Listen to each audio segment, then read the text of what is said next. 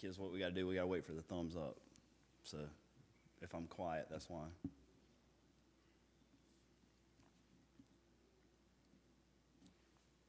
All right. Welcome to Sunday school. I'll jump right into the lesson here. Today's lesson is about Noah and immediately following the flood.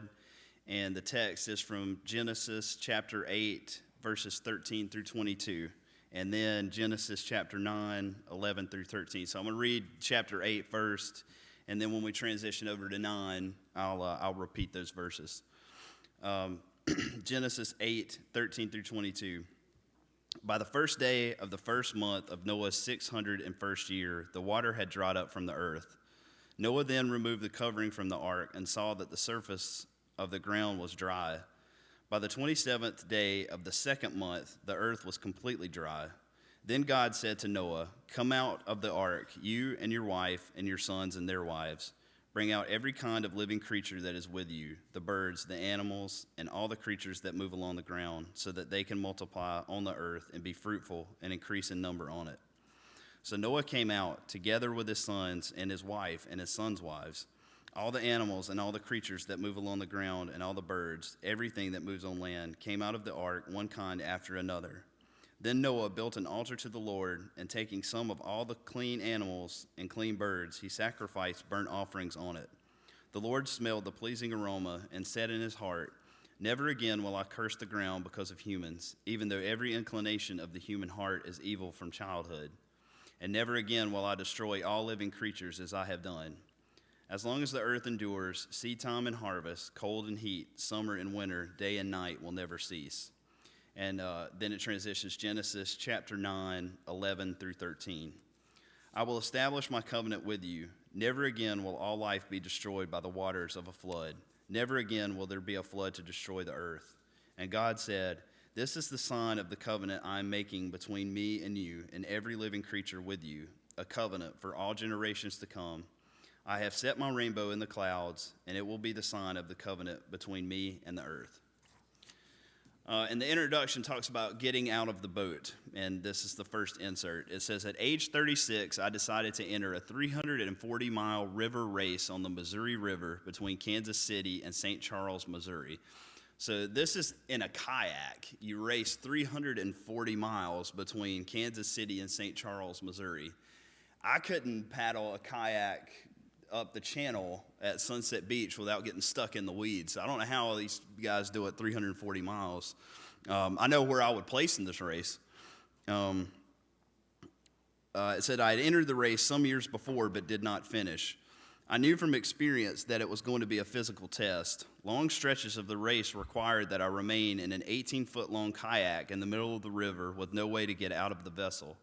I was able to dock the kayak at rest stops periodically, but I only slept about 10 hours during the 4-day race. About 82 hours after I started the race, I found the finish line. I was proud of my accomplishment, but by the end of the race, I was ready to get out of the kayak and feel the dry ground beneath my stiff legs. I was eager to get out of that boat.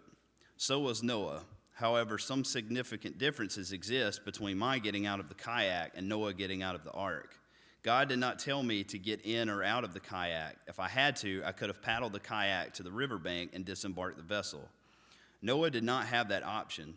He had to trust that God would tell him when to leave the ark, even though Noah did not know how long it would be until he could feel the dry ground beneath his legs. And the lesson context, it says, today's lesson focuses on events directly after the flood wiped out all of creation except for living creatures, human and otherwise, in the ark. Interestingly, the flood is one of the most well-attested accounts in history. So typically when you have a story, at least the ones that I've had in this Sunday school book with Noah, it covers previous to the flood and then the flood itself. So this one picks up immediately after all of that's happened. This is right at the end. It says the biblical account of the flood is one of at least 5 ancient flood stories.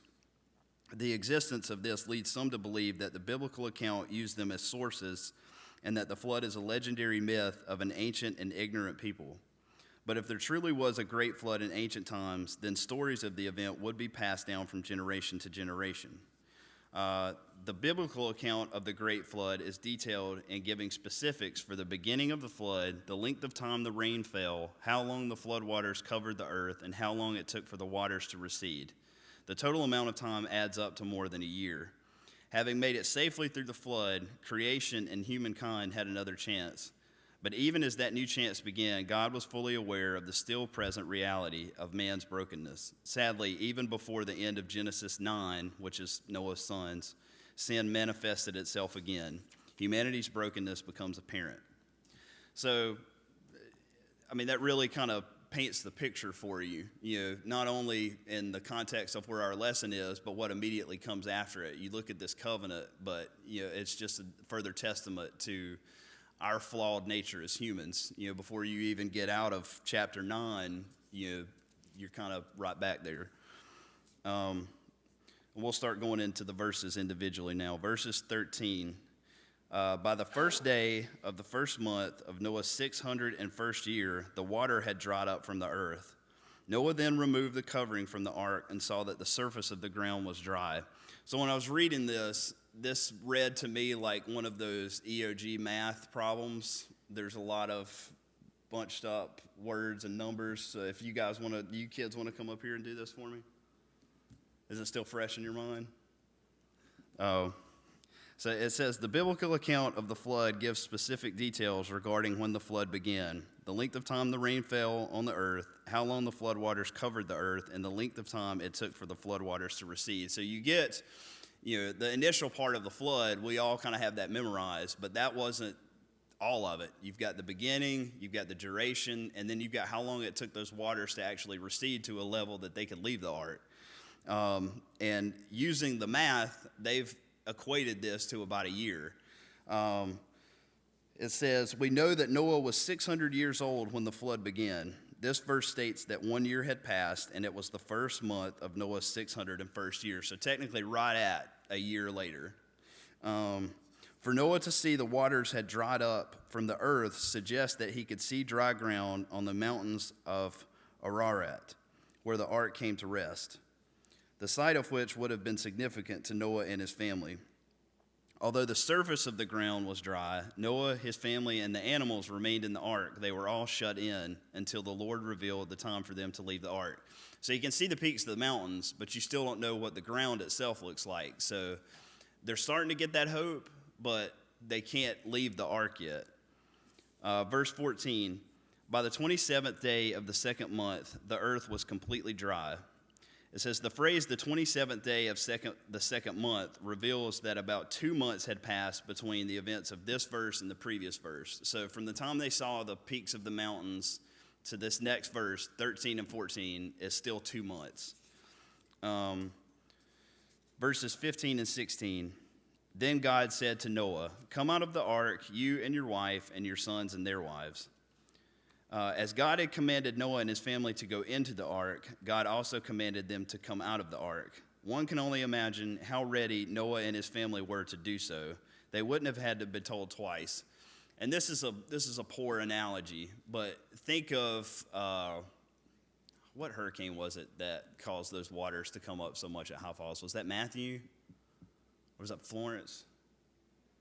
Anyway, the one that had all the everybody went to the bridge and took pictures where the water was up. Think about how long we all felt like we were shut in at home then and ready to get out, and compare that to how they must have felt at this time, roughly a year in. Impatience, that's me in a nutshell. So I can just imagine how I would have felt. And you put yourself in Noah's position, and all of them. It says, Scripture gives us the names of Noah's sons, Shem, Ham, and Japheth. However, we're not told the names of Noah's wives or the wives of his sons. The New Testament informs us that a total of 8 people were saved through the ark. Verse 17, bring out every kind of living creature that is with you, the birds, the animals, and all the creatures that move along the ground, so they can multiply on earth and be fruitful and increase in number on it. It says the designations living creatures, which are birds, animals, and all the creatures that move along the ground, are intended to convey a message of totality. So they're just trying to tell you every single animal that he took on the ark is now coming off the ark.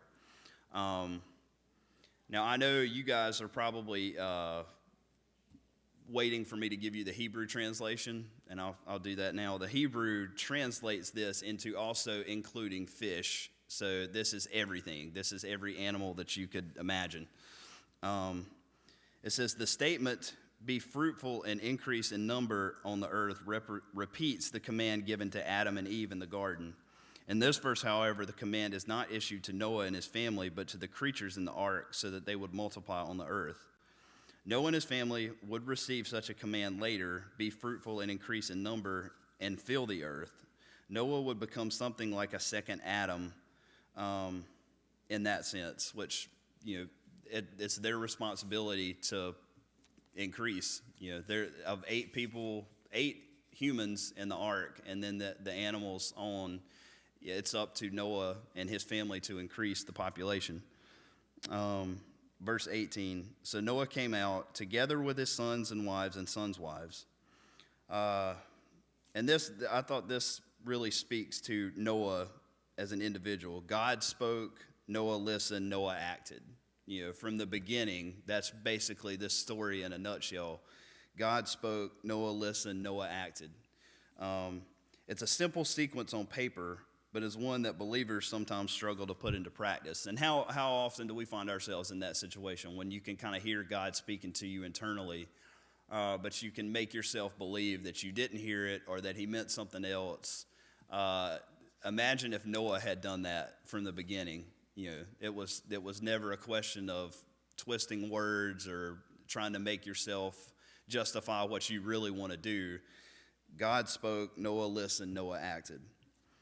Verse 19, all the animals and all the creatures that move along the ground and all the birds, everything that moves on land, came out of the ark, one kind after another. The animals, birds, and all creatures above the ark are in 2 categories, clean and unclean. And then it picks up to the building of the altar in verse 20. It says, then Noah built an altar to the Lord, and taking some of all the clean animals and clean birds, he sacrificed burnt offerings on it. So one of the first things, if not the very first thing that Noah did after leaving the ark, was to worship immediately. In 100 days, all the things you could probably think, the first time I get off this ark, I'm going to do this. The first thing he actually did when he got off the ark was to worship. It says, this is not surprising, as Noah's character has already been testified. Worship is a very appropriate response after one has been delivered by God. And then it talks about the altar, and I thought this part was interesting. It says, this is the first altar mentioned in Scripture, but it's not the first blood sacrifice. When Noah was commanded to save pairs of animals in the ark, more clean animals were spared than unclean. And later when you get into Leviticus and the procedures that are involved in sacrifice, cleanliness is a big part of that. So there was some foresight there. It says, perhaps the act of sacrifice noted in the verse before us had been intended from the beginning, provision for it having been made by keeping more of the appropriate animals alive. It says, we are not told what differentiates clean animals and clean birds from unclean ones at this point in history, but Noah somehow knew the difference. His righteousness had allowed a remnant of humanity to survive the flood, and that character was again on display. Centuries later, the burnt offering was a voluntary offering for sin and for general worship and thanksgiving. Noah's offering seems to have prefigured that later rite. Verse 21, the Lord smelled the pleasing aroma and said in his heart, never again will I curse the ground because of humans, even though every inclination of the human heart is evil from childhood, and never again will I destroy all living creatures as I have done. It says we should note immediately that the phrase said in his heart indicates private thoughts, not a response to Noah, which comes later. Thus, the writer uses figurative language to describe God's reaction to sacrifices. This isn't something that, like, God smelled the sacrifice. This is more that God was aware and pleased by the sacrifice. It says, since God is spirit, we need not assume that God smells things the way we do or has a literal physical heart. The point being made is that God accepted the offering. Moses will use the same type of language later to describe the sacrifices and burnt offerings that the new nation of Israel will be commanded to present to the Lord. It says, we may wonder to what end God accepted Noah's offerings. In later times, burnt offerings will atone for sin and ordain the Aaronic priesthood. Some suggest that Noah's offerings are for atonement of the sins of all who perished in the flood, but it says that's not likely, because usually when there's atonement for sins, it's in lieu of a punishment. So if you're doing that to atone for a sin, there would have been no flood. So that's not likely. It says, more likely, Noah's sacrifice is tied to the purification of the earth. So immediately you've had this purge, and after they come off, now this sacrifice is more for purification. It's a total cleanse at this point. It says, up to this point in the Bible, the ground has been spoken of as being under a curse only twice. The ground was cursed in Genesis 3:17 because of sin, which is the Garden of Eden. Only with difficulty would humanity be able to make a living from it. Much later, Noah's father, Lamech, prophesied that Noah would be the one to bring relief for the burdensome toil because of the ground the Lord has cursed. It says the question arises then is whether the statement, never again will I curse the ground here, refers to the flood itself or to the original curse of Genesis 3:17. If it's talking about the latter, then the prophecy of Lamech is fulfilled. But then we have to ask why thorns and thistles still interfere, why agriculture still involves sweat-producing labor. If the reference is to the punishment of the flood, then the promise to not again curse the ground is another way of stating that the promise again never to flood the earth, which is when as a kid, when you learn this story, that's what the rainbow represents, is that never again would the earth face that. And it goes back into the term smelled here and the figurative sense. It says it simply means that the sacrifice was pleasing to God. It says this language was likely used to better communicate that fact. Refusing to smell would have meant that God rejected the worship offered. So like I said, it really just means that the sacrifice he was aware of and he was pleased by. The second insert was called a pleasant fragrance. It says, week after week, the tasks remained the same, pulling weeds 1 minute after another. Any joy in my work eroded, and agony took its place. Hope remained a dim glimmer on a very distant horizon. How could things get better? Over the next several years, I found different jobs. Through a series of events, God has provided me several life-giving jobs. We all experience moments of hopelessness, but we have a God who offers us true, unfailing hope. On a different scale, we might wonder what hope we have to help us through the trials of life. We see that nothing changed about the human heart after the flood. Evil persists up to present day. Even so, God found Noah's offering to be a pleasant aroma. Looking ahead to the return of Jesus Christ, we acknowledge the way God has made us enjoy him in this life and for all eternity, giving us life and meaning both now and forever. How can you hold on to hope when hope seems like a glimmer on a distant horizon? So again, it's in those moments, when you're kind of at rock bottom, to see that hope on the horizon, which is, you imagine what they felt like even when they could just see the peaks. It's that first, it's just enough to feed you, and then it goes on and on. But hope is always out there. It's just not something that we can always see when we're not focused. Verse 22, as long as the earth endures, seed time and harvest, cold and heat, summer and winter, day and night will never cease. It says the Apostle Peter refers to the Noahic flood as an illustration of the fact that God can judge the world and that another destruction is coming, one by fire. But until that time of judgment, the cycles of the seasons will continue. The flood had interrupted that normal cycle, but God reaffirmed the ordering of his creation. The language suggests that God was restoring the world back to its original order. So everything at this point had been interrupted. Everything that would be considered routine, when you read that, cold, heat, summer, winter, day, night, that's still how we mark, our passage of time. So all that at this point had been interrupted, and this was God resetting that. This is where it transitions into Genesis 9. So this is Genesis 9, verse 11. I establish my covenant with you. Never again will all life be destroyed by the waters of a flood. Never again will there be a flood to destroy the earth. The word you indicates that God has switched from pondering thoughts privately to communicating with Noah personally. and what God communicates is the first of the 5 covenants mentioned in Scripture. These 5 are the Noahic, Abrahamic, Mosaic, and Davidic, and the New Covenant. Some commentators add 2 more, the Adamic, to begin the listing, and everlasting to finalize it. Other commentators see only 2 covenants, which would be the Old and the New Covenant. And that's how, we always hear it addressed as under the New Covenant. But the Noahic covenant was indeed one. This is the establishment of this covenant with Noah is one-sided. God does not ask anything of Noah and his descendants. And you note that. There was nothing, if you do this, I'll do this. This was just a blanket statement. Verse 12. And God said, "This is the sign of the covenant I am making between me and you and every living creature with you, a covenant for all generations to come." Giving a sign of a covenant is a common idea even today. We exchange wedding rings to remind us of the covenant of marriage. Circumcision was used as a sign or token of the covenant between God and Abraham and his descendants. And the Sabbath was also used as a sign between Israel and God. In reality, these 3 signs of a covenant are all present in Genesis, with the Sabbath at creation, the rainbow here, and circumcision in Genesis chapter 17. Signs appear at watershed moments in salvation history. So you can kind of mark each of those covenants along as you read through Genesis and Exodus and beyond. It says, the promise that this covenant is for all generations to come is also reflected, where it is deemed everlasting.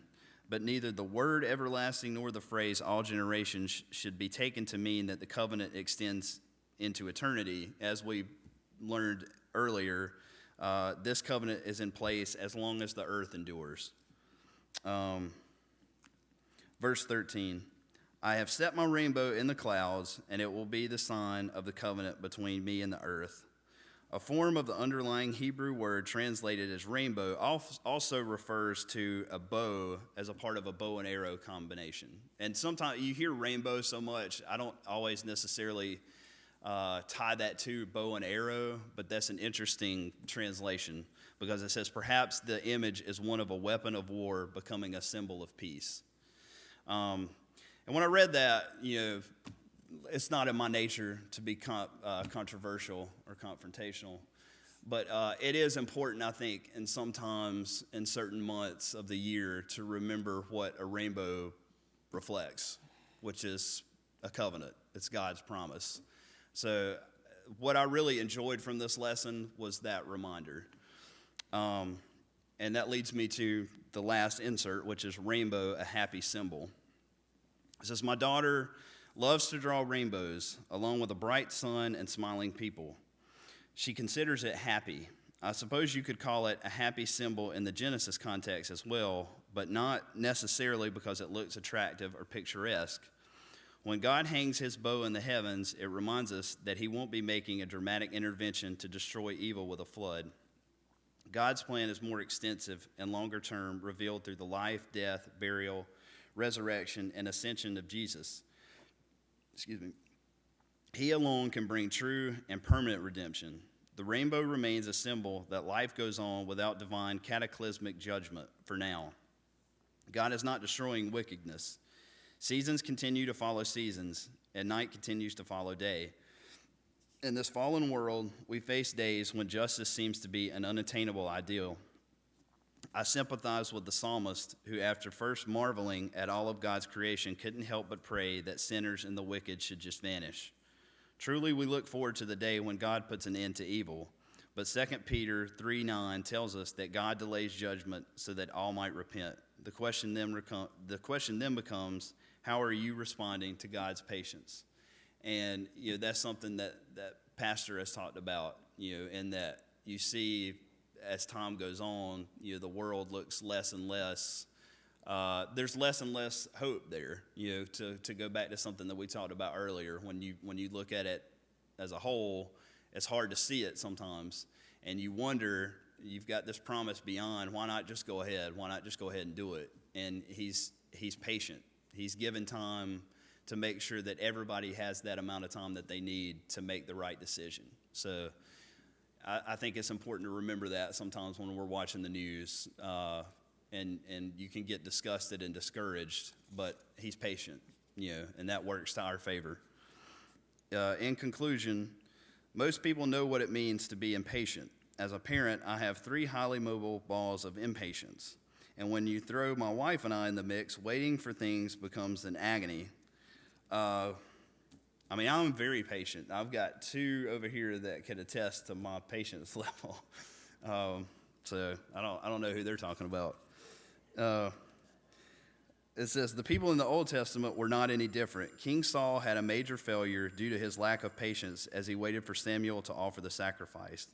Saul offered the sacrifice himself even though he was not a priest and had no authority to do so. Waiting can become even more difficult when under challenging conditions. Saul's army was melting away from him in the face of the Philistine threat, and seemingly that is why he offered the sacrifice before Samuel got there, to keep his army together. And patience is a feature of many chapters of the book of Psalms. It's easy to imagine Noah as having felt the strain too. Yet when God told him to do something, he did it. He chose to operate on God's timeline. He did not expect God to operate on his own. Noah's patience and obedience serves as a model for Christians, but there's a caution here. Sometimes believers who are waiting impatiently for God to do something have already been given the command to take care of it themselves, but you aren't one of those, are you? So that last question is just a reminder to us that when you hear him, listen. Use Noah as your example, and that God spoke and he acted every single time. So that's all I had. Finished right at the bell, and hope you all have a good